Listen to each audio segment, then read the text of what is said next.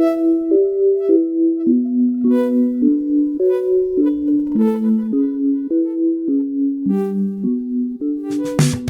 into the Think Deeper podcast presented by Focus Press. I'm one of your co-hosts, Will Harrub, joined by Joe Wilkie and Jack Wilkie. We welcome the deep thinkers into this episode the week after Thanksgiving. Hope everybody had a wonderful Thanksgiving weekend. I know how Jack's Thanksgiving was because me and him spent it together, absolutely dominating in Thanksgiving football. But other than that, Joe, how was your Thanksgiving? It was great.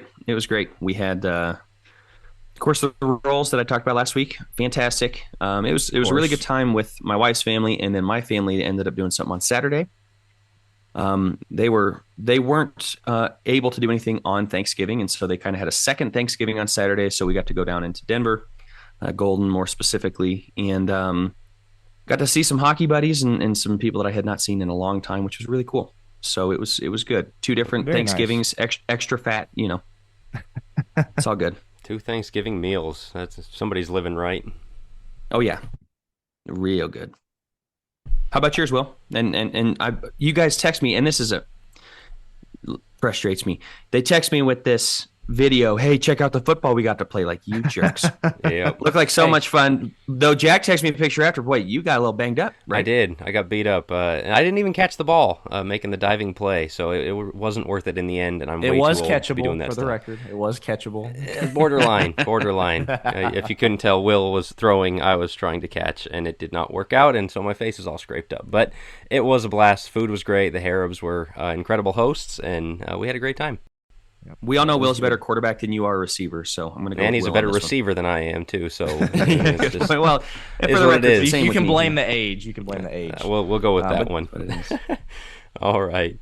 Before we get into this week's episode, and we're bringing Dr. Brad Harrub back for his follow-up to last week, we want to tell you about what's going on at Focus Press. Of course, it's Black Friday, Cyber Monday, all that. We've got big sales going on. Some of our devotional books, especially our teen devos, are just $6 right now. And so a good stocking stuffer for your kids coming up on Christmas. Think magazine bundles, our DVDs and streaming videos. We've got a big sale going on those with the coupon code VIDEO20. You get 20% off. All kinds of other sales. Go to focuspress.org/sale. Take advantage of that. That sale ends today, but on that website, focuspress.org/sale, we've got all the Christmas sales that are going to be lasting the rest of the month as well. And so plenty of great stuff, great spiritual, faith-building content for you and your family, for a friend, whatever the case may be. Go check that out. I think you'll find some really good stuff there. But if there's nothing else to add, let's go ahead and bring in Dr. Brad. All right, we are back for part 3 of 3 on this short series on sexuality. We are joined once again by Dr. Brad Harrub. He was with us last week to talk about the husband and wife's role in sex and really serving each other. This time we're going to take a little different direction. We're going to lean on his scientific expertise. He is a PhD of anatomy and neurobiology, University of Tennessee. It's a little bit higher medical degree than any of us can boast whatsoever. So what we want to talk about this week is reproductive issues. This is, as we said with this whole series, we want to discuss things that don't get discussed, but are real life things. One of our biggest concepts here is Christ is Lord over all of life, and this is something that every couple has to make decisions on, and yet we don't explain where the Lordship of Christ comes into contact with it. So we're going to look at contraceptives, methods, fertility methods, the scientific side of it. But let's start off with just kind of the generalities, the general point of reproduction, God's view of children. Get us started on that, Brad. Yeah, if we're going to talk about birth control, we got to first ask ourselves, why are we trying to control it, especially in light of Psalm 127? I think in America, we've taken a very negative look towards children. They are something that we see as a financial burden rather than a blessing. And so you look at Psalm 27 and it says they're a reward. Why in the world would we be trying to restrict or get rid of something that God is blessing and rewarding us with? The answer goes all the way back to Margaret Sanger, A lot of people don't like to hear this, but the bottom line is she was practicing racism and eugenics and wanted to basically get rid of certain parts of the population. And so she helped initiate some of the research. She helped get behind the birth control pill, helped found Planned Parenthood, which, by the way, is primarily attacking a certain segment of the population. And so when we talk about birth control, please understand the real history goes back, has a very nasty, dark look to it. Fast forward now, almost 100 years, 75 years, and what we realize is most pulpits, elders, preachers, and Christians have adopted basically what Margaret Sanger wanted us to adopt, a very worldly idea, a worldly look at controlling the family size, reducing the family size. And that's something that I think we if we're going to be true to his word and true to the book, as far as, looking at it without biased eyes, we got to go back and ask ourselves, why are we even trying to control them to begin with? Dad, I'm curious because we've talked on this podcast before about how we firmly believe God's design for the family is obviously man and woman for life, and then being fruitful and multiplying, having children, that's something that Christian couples should pursue, and that there are a lot of attitudes out there that are very negative in the sense that I'd rather live my Instagram lifestyle. I'd rather have my own freedom. And we can all agree that that's bad. I'm curious about what would your response be? Because this is something that I've heard from people before. The argument of, well, I really don't feel like we should be bringing children into this type of world that is going downhill so fast. And so on the surface, it appears as though that's an argument coming from maybe a bit of a better foundation. I'm curious, as somebody that has heard those, what is your response? Yeah. That's somebody that's wearing blinders that doesn't realize what history is all about. I mean, good night. We're talking Nero, real persecution, Colosseum, thrown to the lions, and yet they're upset because they can't buy another vacation home or another new car or a boat or whatever. Yeah, that's persecution for you. Now, what it really is, it is a very selfish, narcissistic approach to family. I want my time. I want me time. I want to control everything about it. And let me go ahead and kind of make an admission right up front as we kind of dive into the whole birth control topic. Melinda and I were not counseled on this in any way, which, by the way, if you are a preacher and you do premarital counseling, please listen to this podcast and please give real biblical advice. Don't just tell folks what we've heard generation after generation. The assumption when we got married was, you just start taking the pill. And, I can remember it even being to the point of, you start birth control, a couple of weeks or months or whatever before you get married, so that by the time you say I do, you walk down the aisle and you consummate a marriage, that everything is good and in place. And we didn't stop to think and ask, hey, is this okay? Is this ethical? Is this right? Is this the will of God? What we did was we simply just listened to what the culture was telling us, and the culture was saying, this is what everybody does. And thankfully, we, through study, through research along the way, researched it ourselves, realized our mistake, made some major changes. We're blessed with 4 children. And yeah, I mean, folks have got to start changing the way they look at it.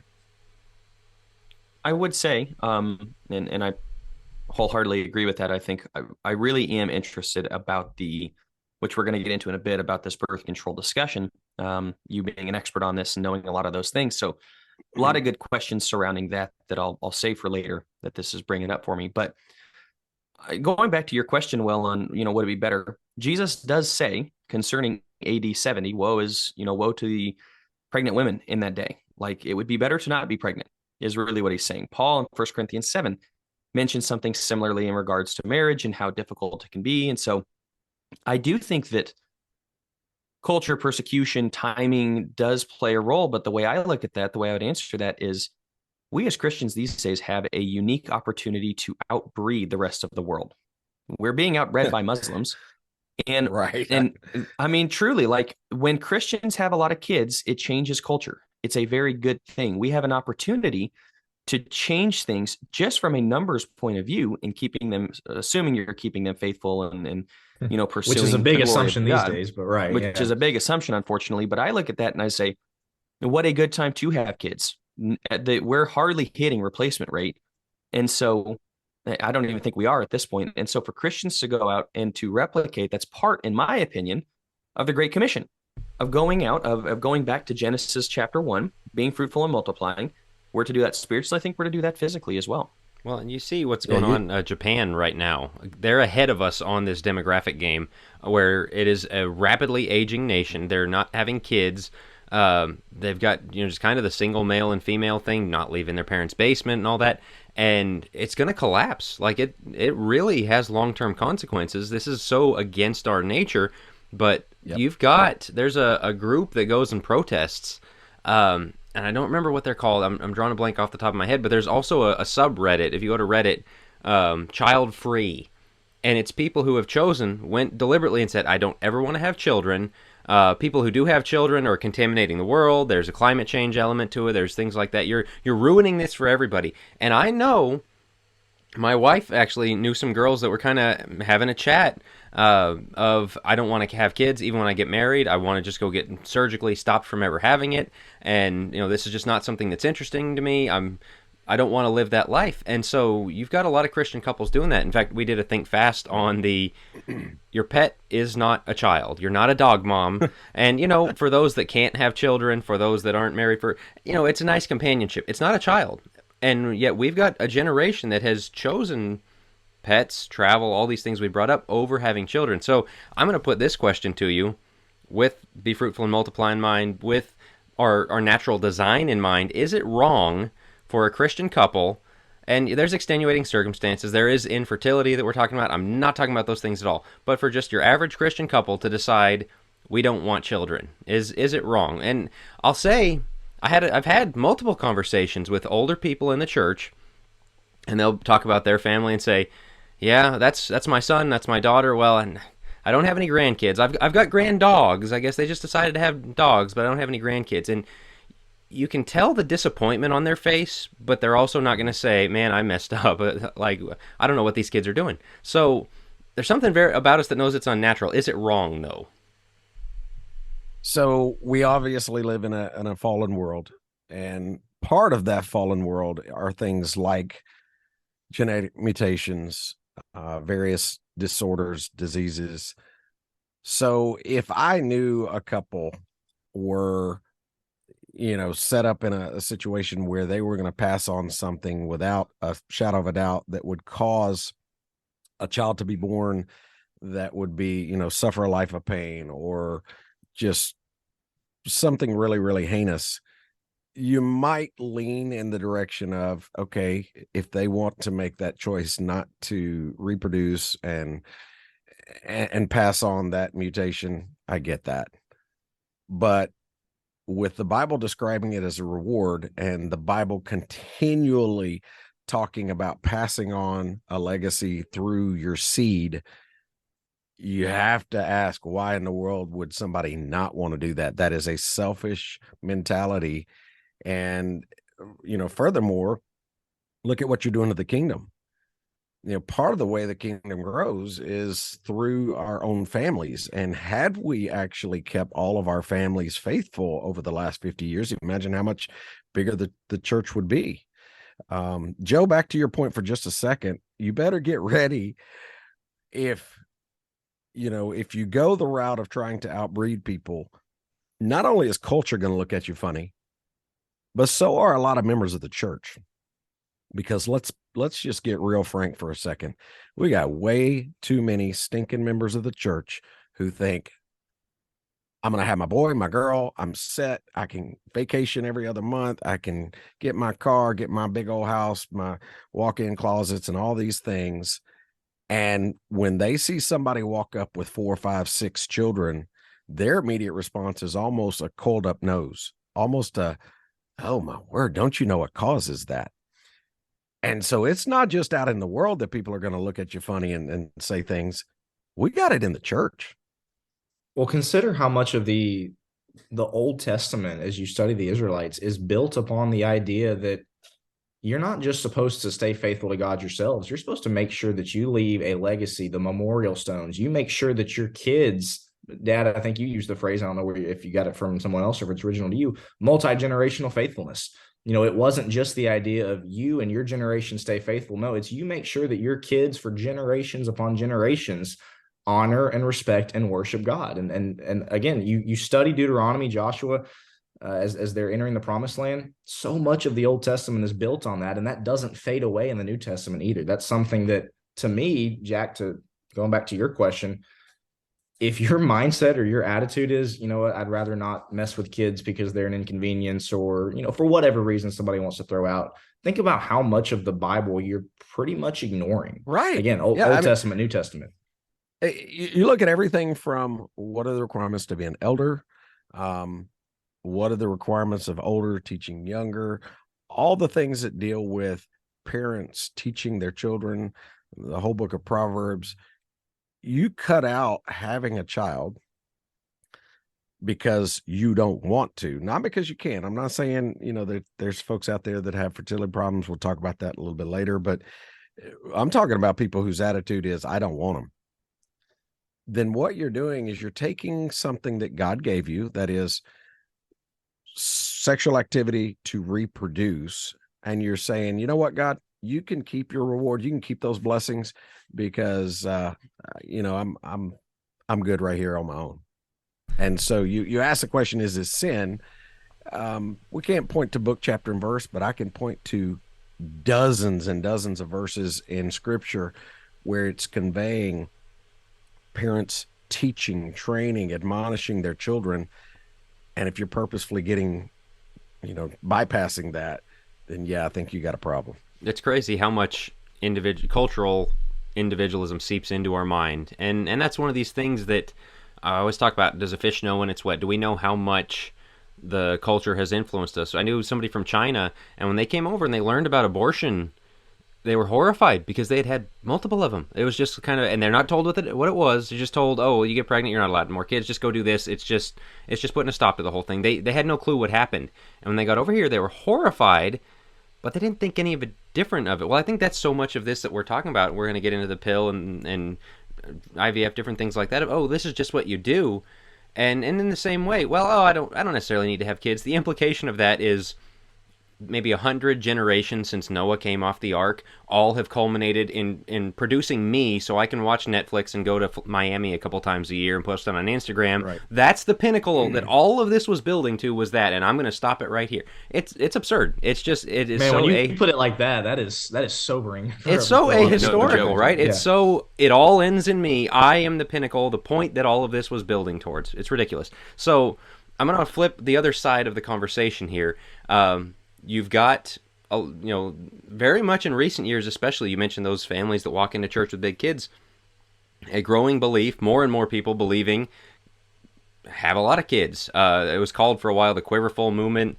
The Duggar family, the 19 kids and counting. Obviously, that story kind of took a bit of a dark turn, sullied the idea there for a bit. But you'll see, and largely homeschool families, but there's still like the Irish Catholic thing and things like that of 8 kids, 9 kids, 7 kids, just these large families. And that grows out of a biblical conviction. You brought up Psalm 127:3, that children are a heritage or a blessing, an inheritance from the Lord. Blessed is he who has a quiver full of them. And so there is that side that just kind of says, don't use birth control, don't plan, just kind of let God handle this on its own. And so before we get into the preventative methods, what are your thoughts on that? So I'm kind of like Joe. Let's outbreed them. If we're going to change the world, part of the way in which we change the world is by producing warriors for him. How do we produce warriors for him? Well, obviously we can do one-on-one evangelism. So I can go out and talk and teach the folks that I meet on a regular basis, but I can also do that through my seed, through my legacy, which I'll give credit where credit is due. My wife has done a phenomenal job of instilling biblical principles in our 4 children so that, you know, our tribe grows. And do I think that there are times and occasions where somebody may need to say, not right now, whatever chapter of life they're in? Yeah, I can see that. But at the same time, we got to go back and keep asking ourselves, why, what's our driving factor? And are we really looking at children the way God does? Because I think if we stop looking at children the way God does, that's part of the reason why we're in the shape we're in this world right now. We've got children who, they're having double mastectomies at age 14.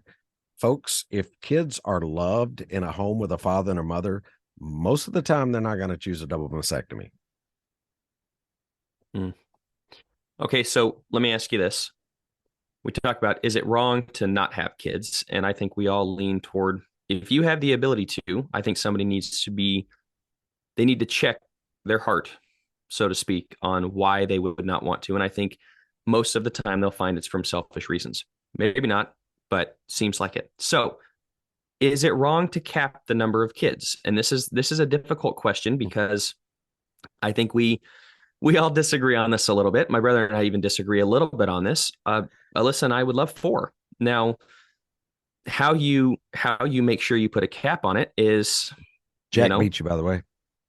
Yeah, I know he's already beat me there. And if we'll see. If he doesn't have 3, any you more, could say I'm going to 4, and you could be the next to have twins. So you just never know. Man. There you go. Please don't joke about things like that. No, I mean, it's great seeing you with your twins. It's the cutest thing, and to have twins in the family, that just does not run in our line on any part of our side. So it's really cool. You guys are are just excited it wasn't on.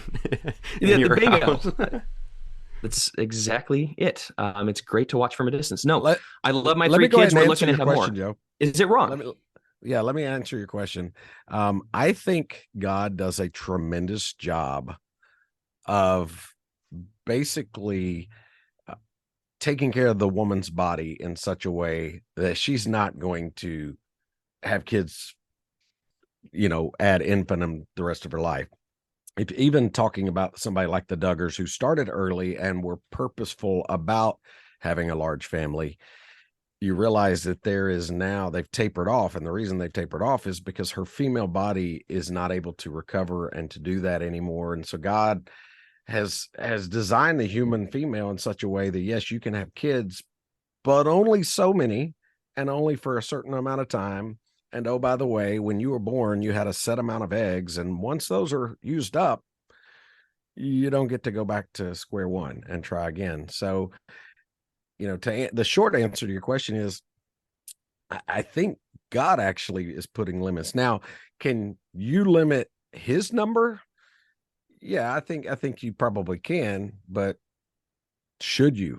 And for that one, I'm going to throw it back to Will, to Jack, to Joe, and just say, yeah, Will, why don't you take that one? Yeah, quiet over there. Appreciate that. Yeah. Obviously Rachel and I are still we're way behind Jack and Joe. We're trailing quite a bit. All you need is triplets. Then we'll catch up right away. Yeah, that's a tough one. Because obviously it's not just the how many, but you got the concept of planning. Okay, how many years apart? What do we want the age difference to be? And I'll be honest, to me, it does a lot of times go to the mindset of, at least for me, what is the reason why I'm wanting just 4, or what is the reason I'm wanting 5 or 6 or 3, 2, whatever the number is. Because I think for a lot of people, the exact same reasons can apply for not wanting to have kids to, well, I only want 2 or 3, right? Man, I really don't want to pay for 3 kids' colleges, right? Man, I really don't want to have to pay for 4 girls' weddings, whatever it is. And so if that's somebody's viewpoint of why they only want 2 or 3 or 4, to me, there is something wrong with that. As far as other reasons, I'm not going to come down near as hard. Rachel and I have a number in mind, but it also for us is one of those things where, your dad is showing a picture of my He's adorable, lonely right now. He's going to be one here very soon. It's insane. Dad just wants another grandkid. But no, anyway, my point is, it's one of those things for Rachel and I. We have a mindset, a view of this is about how many, but it's also God has other intentions. God has other intentions, and that's not necessarily something that we're, of course, going to be upset about in any way. Might be a cop-out answer, but what do you guys have to add to that? So let me toss. You toss it wherever you want to. Yeah, let me toss this out there. So, Luke was not planned or unplanned. Claire was sort of kind of planned. So our first two children very much planned, almost to the point where it was like, okay, we're going to look at a calendar and figure out when we want this child born, when Melinda didn't want to be pregnant. She didn't want to be pregnant over the summer kind of thing. And so, I mean, those were planned. Claire, not so much. Luke, not at all. And what we did towards the end of our reproductive years was basically took the approach of, you know what, if God blesses us with another one, great. If he doesn't, great. We're going to be happy with whatever. And we're very thankful he did. I mean, I cannot fathom our family without four and without his personality mixed into it. So Jack, you had a comment. Yeah, I was just going to say, this is one of those that this is a non-answer, and I know that frustrates people sometimes, in that every couple needs to have this decision on their own, but it's very much a heart thing. God's seeing your heart, and if your heart is what Will is saying, it's expensive, it's inconvenient, I don't want to. Yeah, he sees that. If your heart on it is, you know what, I'm concerned about the health, I'm concerned about the strain, I'm concerned about whatever it may be, okay, it's a difficult thing is what I'm saying. And so because the other thing you have to consider is those are souls you're going to be accountable for, right, as well, bingo, when it comes to raising them to be faithful, right. And so I think there's that. And so I think what I wanted to do in bringing this up is at least make people think about it, because like my example of the friend from China, most people don't think about these things. It's what do we want, what is convenient for us, what fits our schedule, what's our life like, what, and so why do church people who have kids end up almost as a rule with only 2 or 3? For those reasons. Well, we're supposed to have kids, like people, our circle of friends has kids. I guess it's time for us to have kids. All right, that's enough. We'll stop right there. We really got to be more intentional and thoughtful about this and think of them as blessings. Think of this as something we're doing as a family before God. And if you're thinking that, you're weighing these things out, I think that's half the battle. That's not the whole battle. Your heart still has to be in the right place. But, I've joked about it before, but it's really true. We had first kid, second kid, and we literally had the conversation. All right, they kind of came together pretty quick. Let's wait a little bit longer. No, 2 twins that came before our second son turned 2. So for like a month there, we had 4 kids under that, right? age 4. Yeah, you know what caused that? We had 4 kids under age 4. It wasn't our plan. God said, "Here you go." It's a lot. It's a handful. If I had to pick it, I wouldn't have done it that way. But you just kind of leave it open to God's will, and so, yeah, I don't think there's there's a hard answer we're going to come down on this before we move on to the other stuff. Don't you think, though, there has to be an element of faith? Because absolutely, a lot of times I hear people say, well, you got to feed them.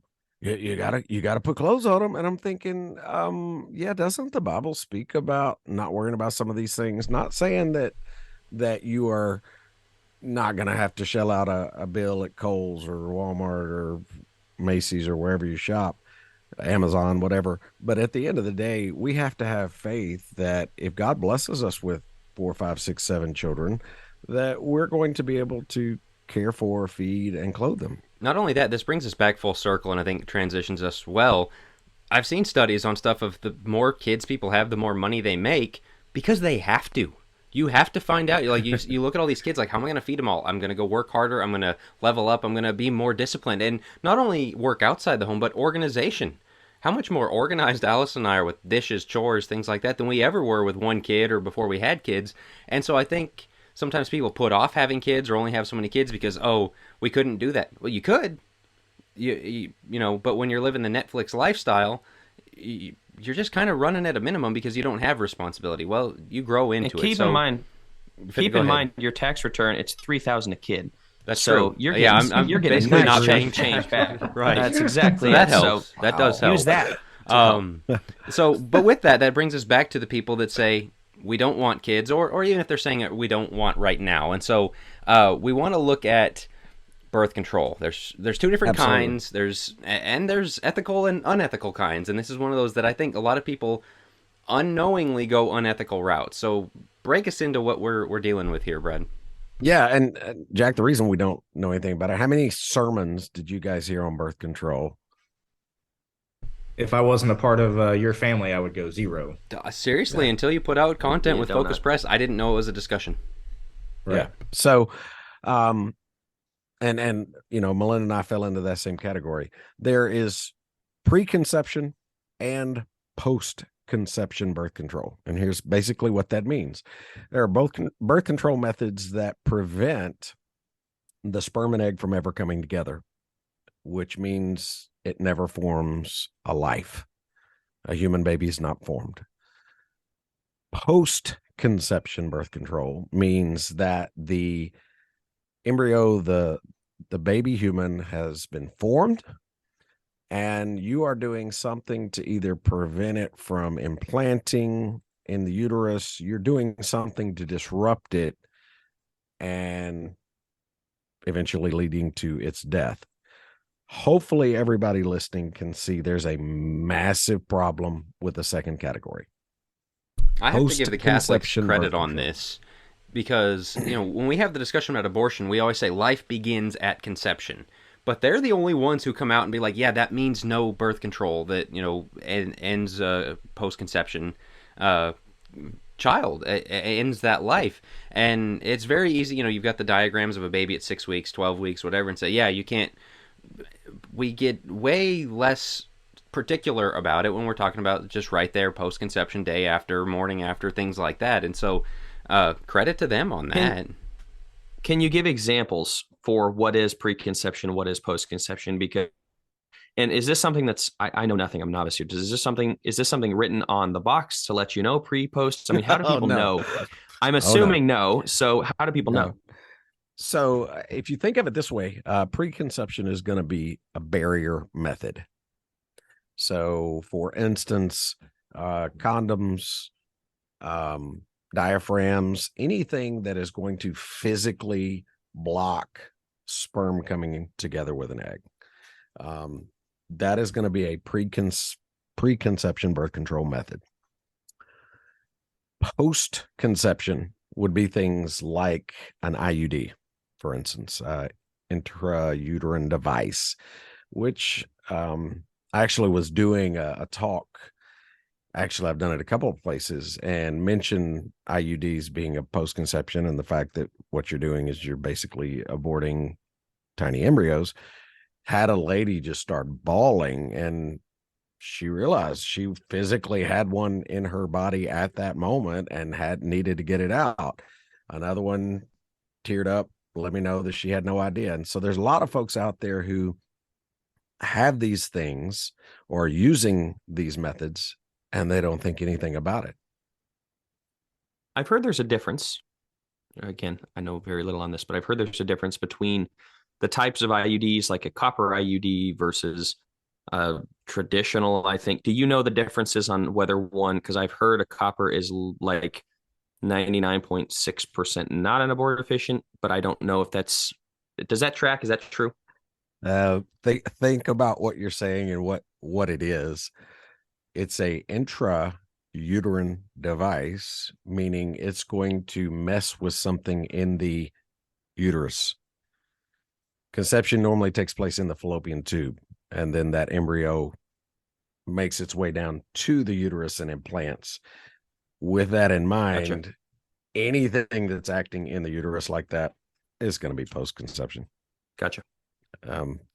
Very, very, very, very, very, very few pregnancies, I think, I can't imagine a situation where you've got an egg that's in the uterus, sperm hitting it, and it implanting. It's normally further on up the fallopian tube. Gotcha. Good to All know. right, What are your so- thoughts oh, then go ahead. on the pill?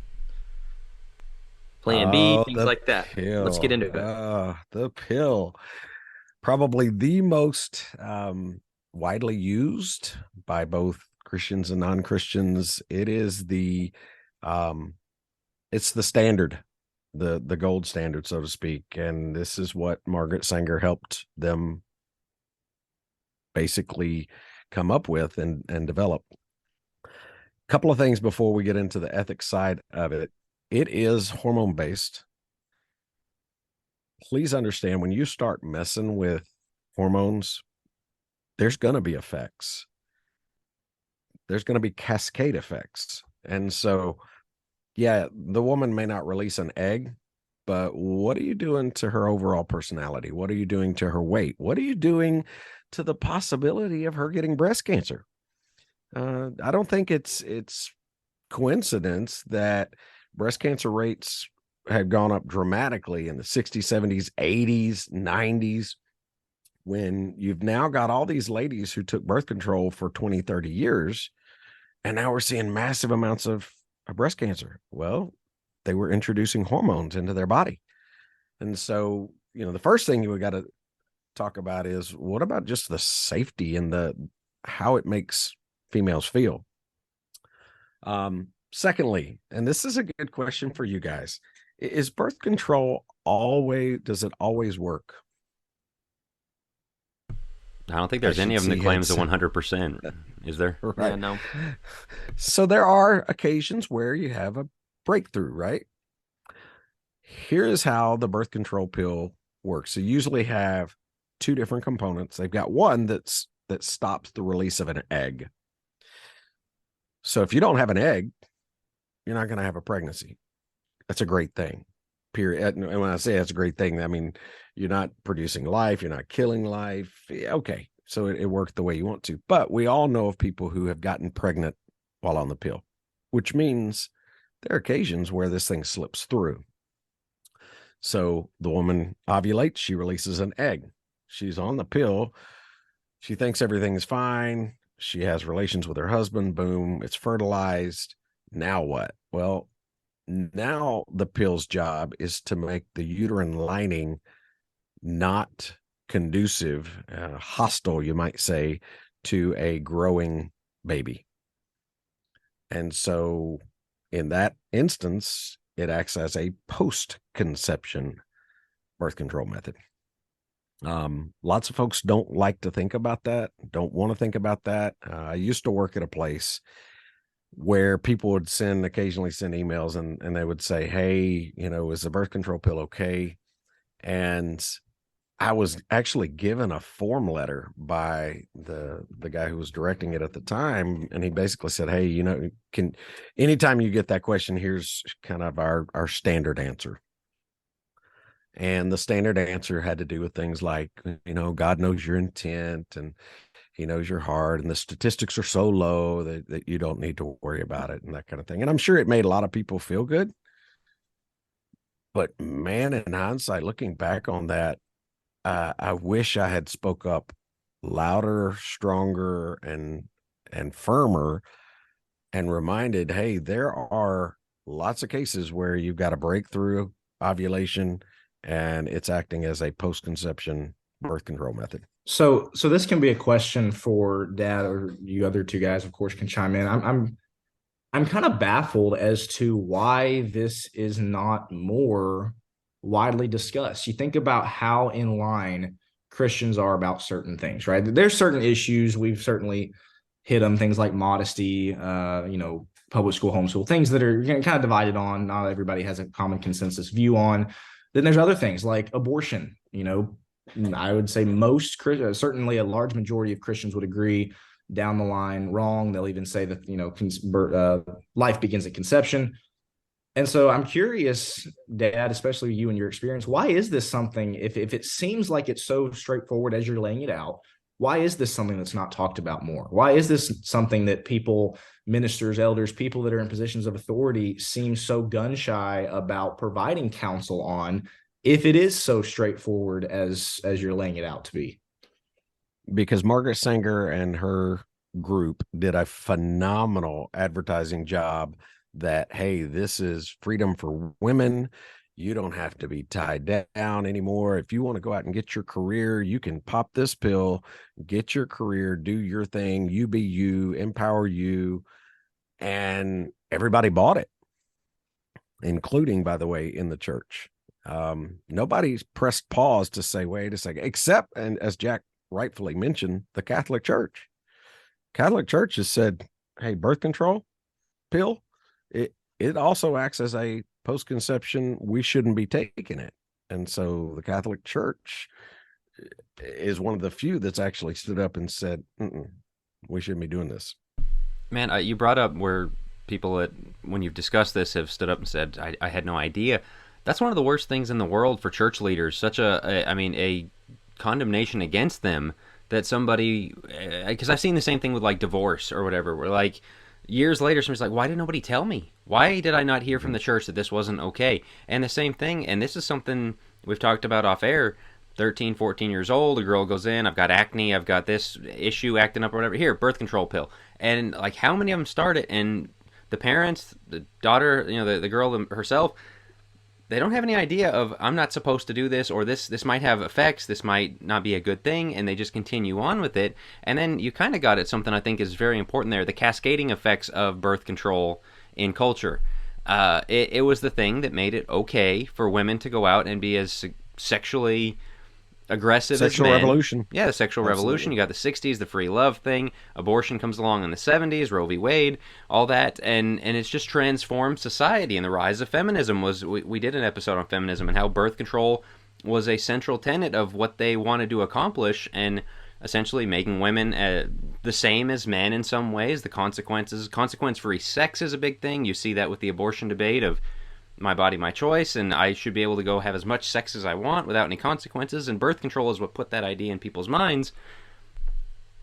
I don't know. I think the long-term fallout from it is terrible, but I think even on an individual level, and I don't know if you guys are ready to move on to this or if you had anything else to clear up. All right, let's go into this. A question I've had, again, a lot of Christian girls start on birth control, even no sexual activity, just in high school, middle school, they just get prescribed it. Yeah, let me real quick jump on that too, Jack. So one of the beautiful things they did with their marketing is they got these pharmaceutical companies to not push it necessarily as a birth control means, but as a regulation for your menstrual cycle.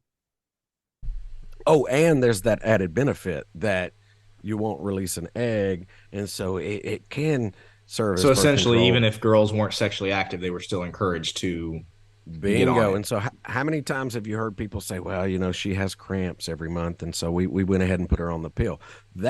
That was by design. That's how the pill was basically marketed to 2 or 3 generations of ladies as, hey, make your menstrual cycle easier, make it better, make it smoother, no cramps, whatever. Oh, and by the way, you get the added benefit of not having to worry about getting pregnant. I don't know how many times we have to learn the lesson that messing with nature, with what God designed, doesn't usually end well. And so this is a question I had is, you've got a girl who gets on it, marriage ages are way higher, and so you've got a girl who has been taking it.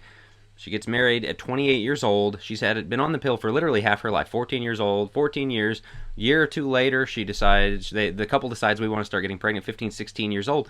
We see a lot of infertility these days. Is there a correlation there, or am I crazy? Absolutely, absolutely. So the average age for a male to get married these days is about 30.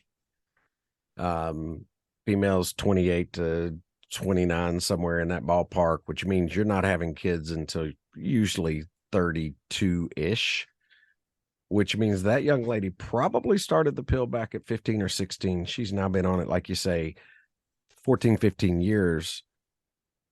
And yet she wants to flick a light switch and be able to get pregnant at her will, at her desire, after for 15 years giving her body synthetic hormones, shutting things down, ramping things up, moving things around to where, yeah, we got a lot of young ladies now who are realizing, I can't get pregnant. I need help. I need artificial insemination. I need in vitro fertilization.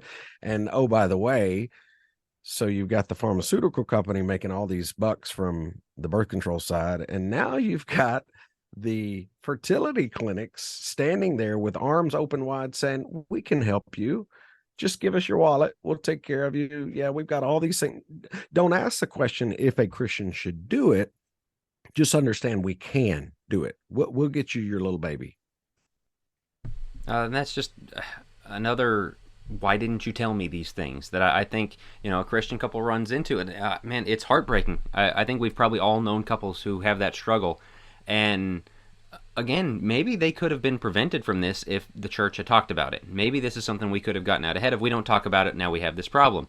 And so that leads them, as you said, because we're not talking about it, they go to the world's answers for these things, which are artificial insemination, in vitro fertilization, that have ethical questions. So why don't you get into the ethical questions of each of those and whether Christians should pursue those options? Because, on the one hand, it's why didn't you tell me? On the other, too little too late in some instances. They are at that point, infertility, they have that struggle, these things, and so now what? Now what do they do? Are these options available to them?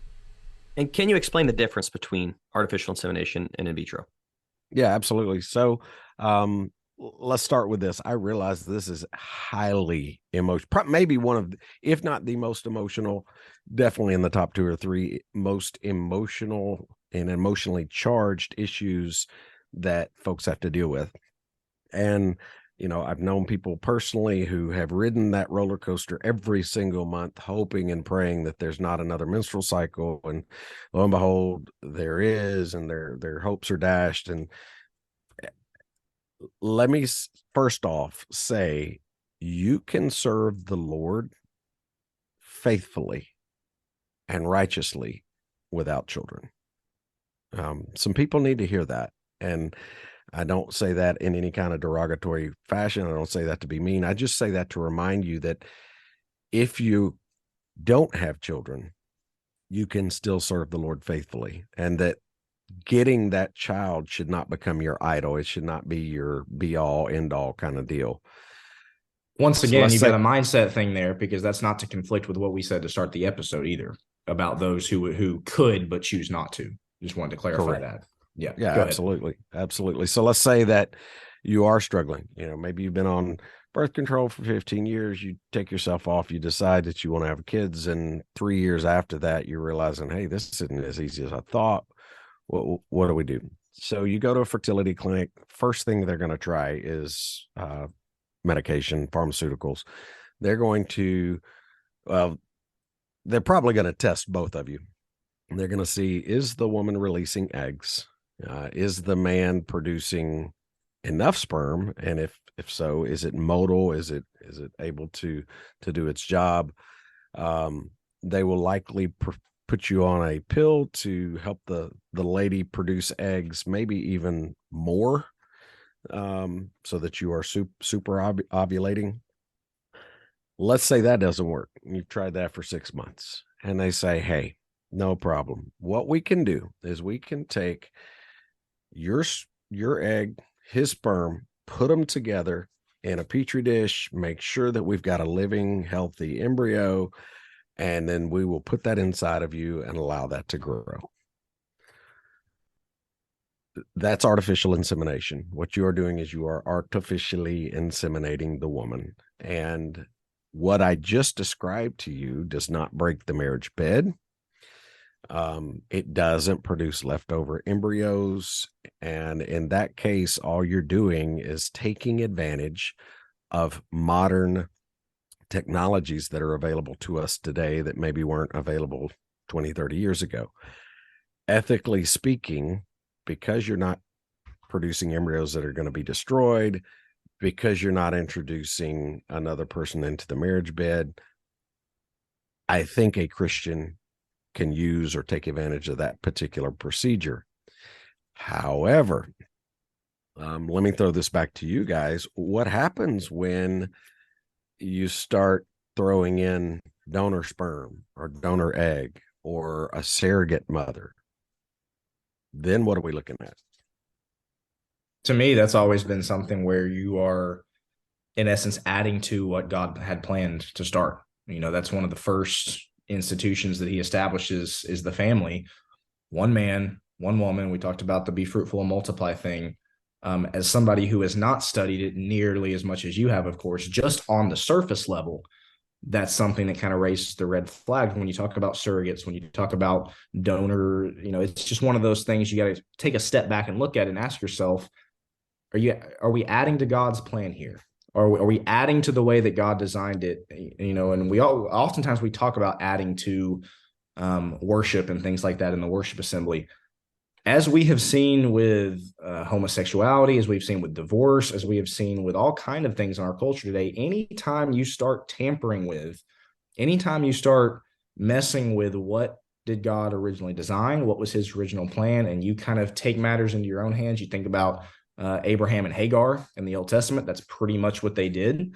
Sarai, I guess at that point, couldn't have kids. And so she said, all right, we're going to do our own thing. We're going to take this matter into our own hands. And so again, I haven't studied, in detail as much as you have, but just on the surface, it seems like a very similar scenario when you're talking about surrogates and things of that nature. You're tampering with something that God did not intend for you to tamper with.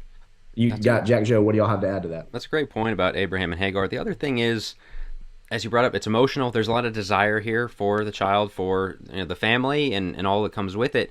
And I think sometimes that puts blinders to us that just nature reveals certain things to us. And I've kind of known, not directly but indirectly, somebody who did the surrogate mother thing, carried somebody's baby, and how unnatural it was to watch. Where they had pictures where in the room she gave birth, she was holding the baby, and left the room, handed the baby back, and then went on with her life. That's like the maternal instincts, all that. This is so unnatural. And then you see, I'm going to add on top of that, because it's unnatural, it's opening the door for stuff. You guys are probably familiar with Dave Rubin. He's a conservative, quote-unquote-ish blogger, YouTuber guy.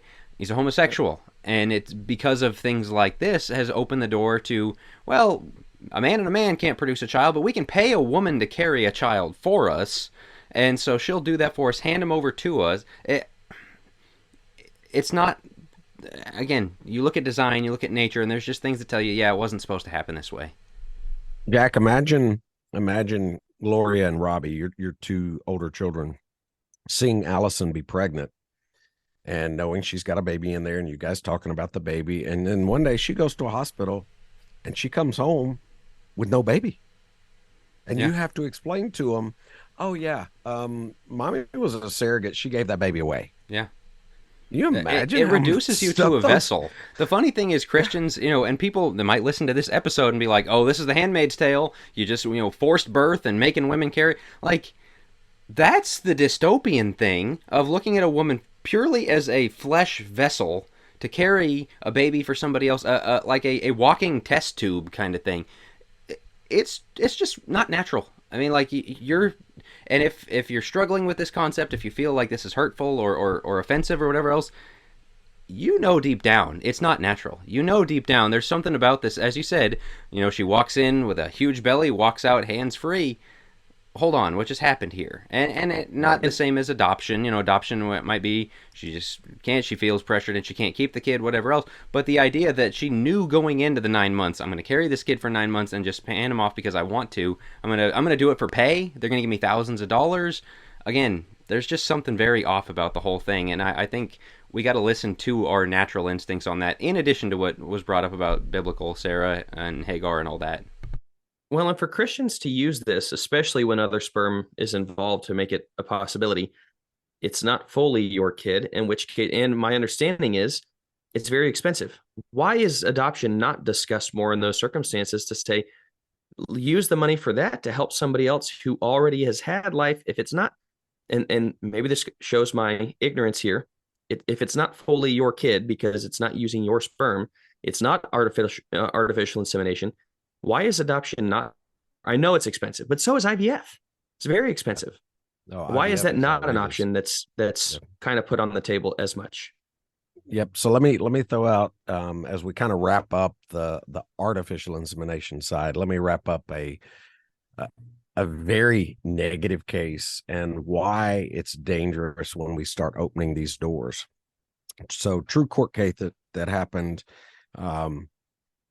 several years ago, where a husband and a wife wanted to have a child, tried for several years, couldn't do it, ended up realizing they both had problems. So they got donor sperm, donor egg, created a child, decided it would probably be best, since they weren't sure if the mom's uterus was going to be hostile or not. They decided to use a surrogate. Baby starts growing, healthy child. While it's growing, the tension, the stress from years of infertility and all the problems that were going along with it caused the couple to have get a divorce. Dad says, wasn't my sperm, that's not my child. Mom says, not my egg, not my child. Surrogate didn't want it. And so for the first time in U.S. history, a court ruled that there was a child born into this country that had no legitimate parent. It's terrible. Just terrible. This is a legitimate thing. Yeah, that's why when you open the door, ethically speaking, to all the, yes, we can do certain things. There's all kind of crazy stuff out there, but the question is, should we? So let's move into IVF for just a minute. So IVF, in vitro fertilization, a different procedure. So now we've left just taking an egg from the mom, fertilizing it with dad's sperm, putting it back in mom, and her being pregnant and delivering. Now that didn't work. And so we got to take it up a notch to the next level. The next level is where we take multiple eggs from the woman, 12 to 15. We fertilize those. They are stored in liquid nitrogen. And here's a part that nobody ever talks about. The best are selected out. So picture an embryologist looking through a microscope going, you made the cut. Nope, not you. You didn't make the cut. So usually 3 are selected, and we can get into the dynamics of why. I mean, most of you know, in fertility clinics, the way they judge success is birth of a child. How do you increase your success rates? Well, you implant more than one. Most clinics implant 3. That's why there's so many people that have twins and triplets when they go to fertility clinics. So we've selected out the best 3. But remember, we took 12 to 15 eggs from this lady. We fertilized all of them. We put them in liquid nitrogen. What are we going to do with the leftovers? And that's the problem with IVF, is we started a procedure that worked in many cases. I mean, it was giving people the children they wanted, but nobody was forethought thinking enough to go, hey, we got 12 more fertilized babies over here in liquid nitrogen. What are we going to do with all those? Here's a question. Again, coming from the realm of ignorance on this, that 12 to 15 number, 2 questions. 1, is it always that high? And 2, what do you do in scenarios where, and I, again, don't know if this ever happens or not, but for instance, the couple might say, we want to use all those eggs. And so then the element of discarding embryos, the element of discarding, that's why I was asking, is it always that high of a number? Because if there is a couple out there that says, I want to use all those embryos, or we want to use all those embryos so that we're not discarding them, then what are the ethical implications of that? So let's use some real numbers just so that you and the listeners can kind of get a better feel for what's going on. In order to do this, they have to give the woman a series of shots, medication, in order to get her ovaries to do something God did not design them to do, and that is release a whole bunch of eggs at one time. So we're going to super ovulate, stimulate the ovaries, and try to recover as many healthy ones as we can. Then we're going to take the husband's sperm, and sometimes they even will actually inject the sperm into the egg. I think they call it ITSY, or it's got its own little acronym, but they've got to fertilize those eggs, make sure that they've got an embryo. All of that comes with a massive price tag. You're talking in the $30,000-$40,000 range. You're talking second mortgage, brand new car price range. And the reason I'm telling you that is because think about going to your doctor and saying, yeah, we want to do IVF. We just want to get one egg and we want to fertilize it. And we're going to try this just this one time. And then we, if that doesn't work, we're going to come back to you and do it again. And we're going to take another $40,000 price tag. No, what most people do is they go ahead and collect as many as they can, fertilize those. That way, if this first round of in vitro fertilization, by the way, the first round normally does not work, and we're not sure why. It's one of those dirty little secrets they don't tell everybody up front, but a lot of times the statistical rates, first time, not as good. Second time, there's usually more success and usually attachment. But think about having to do this multiple times just to get a single child. You're talking hundreds of thousands of dollars. So there's one of the reasons why they take a lot more. They're not going to implant 12. Medically speaking, I don't know of a doctor that would, because think about what that would do to a woman's body, especially if 6, 8, 10 of them implanted. Then you got a whole nother medical situation you got to deal with. And so, there are limits. And, all of this, we got to go back to all of this is getting around God's original plan. I was just looking it up. It said there's 1 million cryogenically frozen in storage in America right now. A high abandonment rate of, just people, because the storage fees are pretty expensive. And so after a while, people think we're done. We're not going to pay for storage anymore. We're not maybe going to be able to afford the future treatments to try again. And so just get rid of them.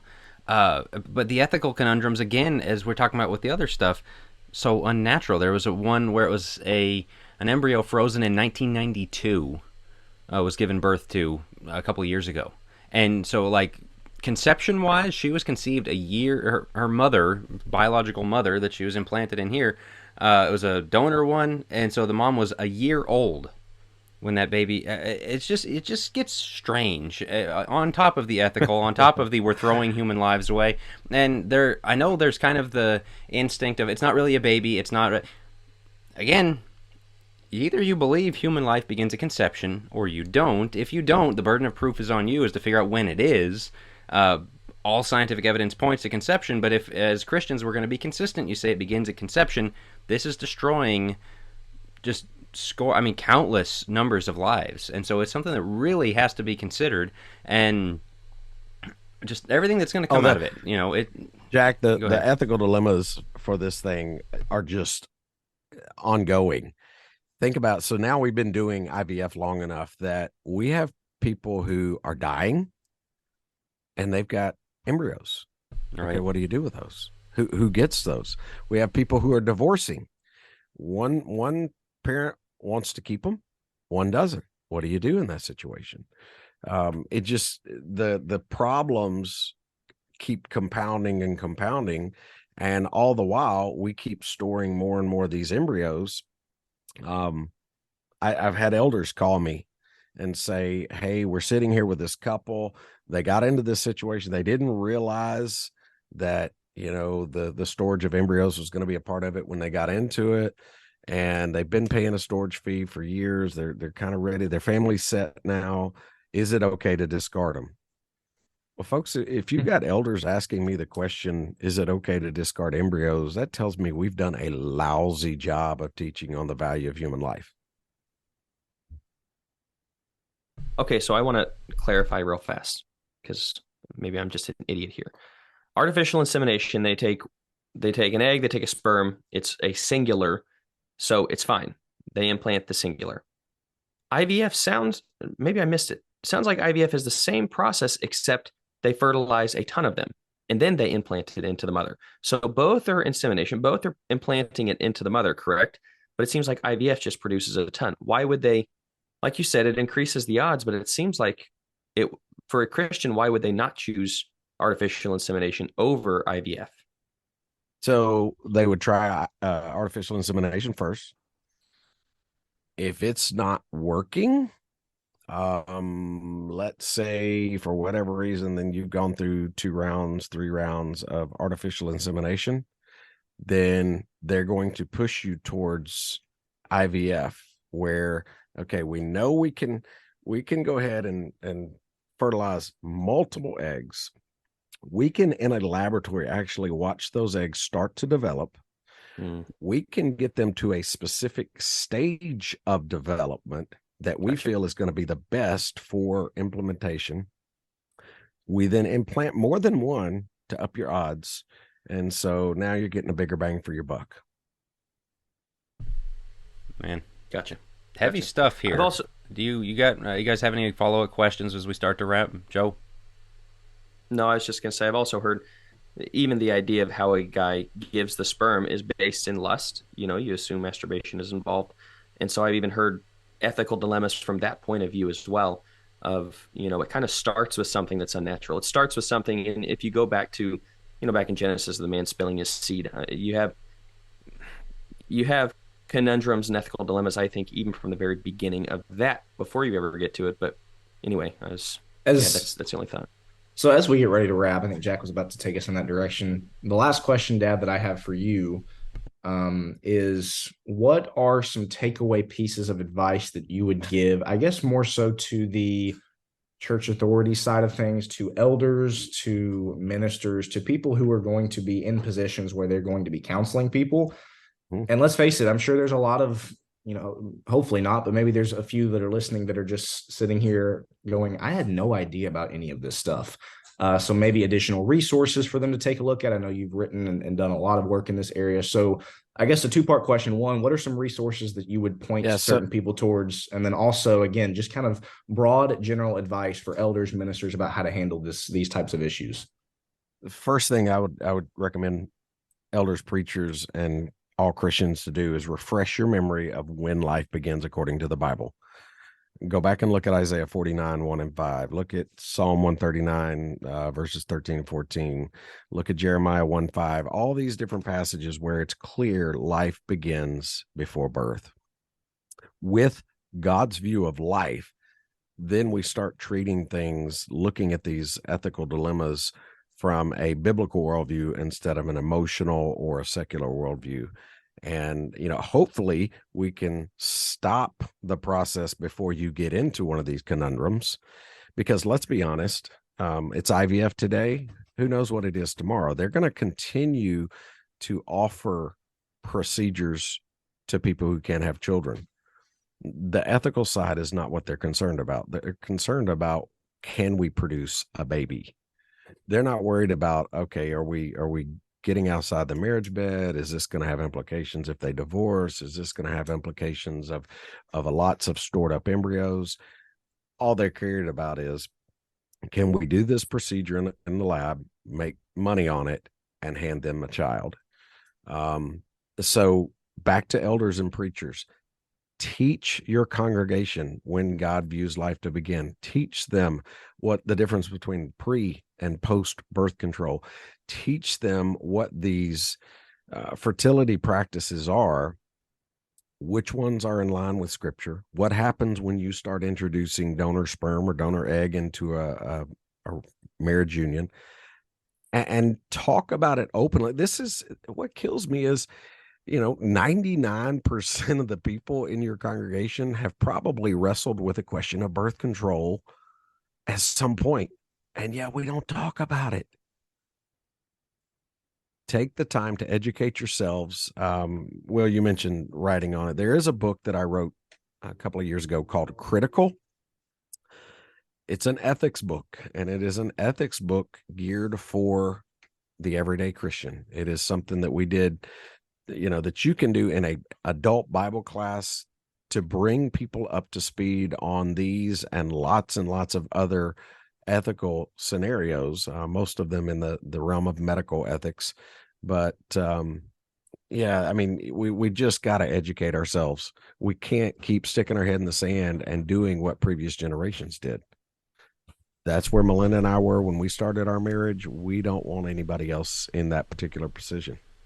It's great stuff. That book is available on focuspress.org, of course, in the shop area. So, Dad, thank you for that. Jack? Yeah, I was going to add to that. You cut a DVD as well that is kind of your full material on this, called Parenthood Unplanned, also on the Focus Press store. You can Google Focus Press Parenthood Unplanned, Focus Press Critical, or go to our just focuspress.org and look those up. Great resources there. As Can always, I leave you we guys solicit. with a? Well, go ahead. Can I leave you guys with a quote? For sure. This is a Margaret Sanger quote, and to me, this is why we need to be having this conversation. In promoting birth control, she said this. She talked in her own autobiography about, quote unquote, the Negro Project, and she wrote about speaking to the Ku Klux Klan and advocated for a eugenics approach to breeding for, and listen to this, is her words, for the gradual suppression, elimination, and eventual extinction of defective stocks, those human weeds which threaten the blooming of the finest flowers of American civilization. End quote. Those are Margaret Sanger's words. That's why she started birth control. That's why we're having this conversation. It was somebody who was determined to push eugenics and population control, and Christians need to wake up and realize that's not a part of Jesus's plan. Yeah, look at Pharaoh, look at Herod. Killing children has always been Satan's side. And so this reproduction, sex, everything we've done in this 3-part series is we got to reclaim this for God, take it back from culture. And we aren't kidding when we say there's no minute of your day that Jesus doesn't have lordship over, no part of your life. And this is one of them. And so that's why we covered this. Again, sensitive subjects. We're going to be back to the kind of stuff maybe you can listen to in the car with the whole family starting next week. But talk to this stuff or talk to your kids about this stuff. Check out Parenthood Unplanned DVD. Check out Critical, the book. We always solicit comments on YouTube, on Facebook. If you want to comment, please do. Great. If you have a sensitive question, message it to us. We'll funnel them to Brad. I know these are just real world things you guys and Christians, everyone's dealing with. And so we want to be a resource for you on that end. Again, thanks to Brad for joining us for this week and last. And if there's nothing else, guys, we will wrap up with this Think Deeper.